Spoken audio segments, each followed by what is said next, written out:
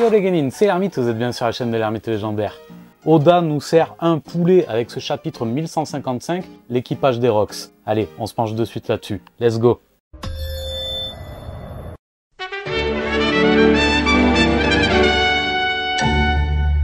Point de périple de Yamato ce jour, que nenni. À la place, l'auteur nous gratifie d'une très belle illustration en couleur, mettant à l'honneur Usopp et Luffy. Un signe que cet arc sera celui d'Usopp? On croise les doigts. On reprend là où on s'était arrêté. Chebek nous montre qu'il est impitoyable, même envers les enfants, puisqu'il attaque Loki dans le but de voir Harald. On remonte un petit peu en arrière pour découvrir moultes informations, à savoir, Rox dit Chebek a pénétré la salle des fleurs dans laquelle se trouve Himu. Une demoiselle se trouve également présente et n'est pas sans rappeler Junko. Chebek laisse entendre qu'il admire un certain Davy Jones. Ah, pas lui. Enfin bon, si, lui, mais pas lui, t'as compris quoi. Non? Bon. Conscient de ses limites, il décide de décarrer, mais non sans promettre qu'il reviendra en ces lieux. Pendant ce temps, Harald, tout feu tout flamme, cherche la sortie, et c'est alors qu'il fait la rencontre du futur capitaine des Rocks.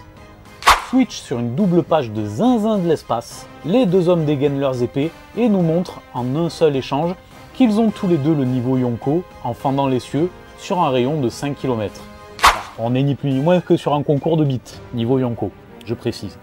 Après avoir échangé leurs noms, Harald sauta carrément de Redline, laissant Chebek pantois. Il est confirmé que celui-ci doit sa notoriété à la capture de 5 monarques durant la rêverie et surtout à l'assassinat d'un amiral. On peut d'ailleurs voir son avis de recherche, mais sa prime n'est pas dévoilée. Au passage, c'est moi où le gars il ressemble de ouf à Baggy, avec sa cicatrice à l'œil là où ça marque et sa langue qui pendouille. Non? Vous en pensez quoi? Barbe Noire et Baggy, demi-frère ou pas? Ce serait pas beau Baggy qui lâche dans un duel Shanks Barbe Noire que le roux est plus un frère pour lui que Teach ne le sera jamais? Oh!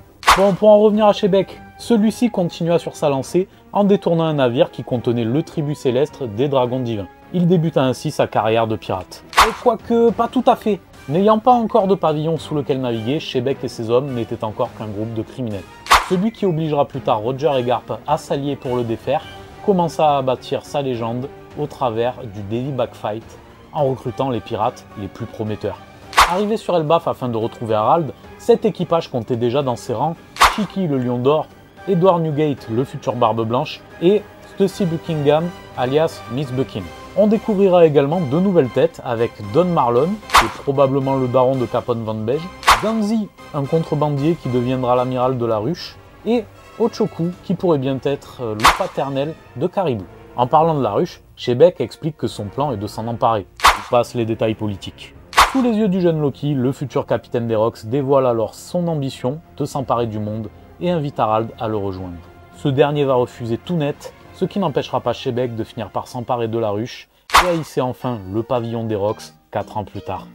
Et voilà les Genin, du très lourd franchement, on a hâte de voir des interactions entre Rox D. Chebek et Goldie Roger, Monkey D. Garp et tout un tas d'autres lascars quoi. Et surtout d'avoir enfin des bails sur God Valley. C'est tout pour aujourd'hui, j'espère que vous avez apprécié cette petite review. Les petits pouces en l'air, abonnez-vous, likez, partagez, ça aide la chaîne. Je vous dis à la prochaine, soyez curieux, construisons notre légende. Ciao.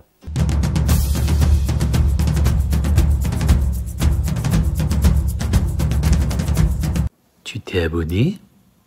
Tu t'es pas abonné? Abonne-toi!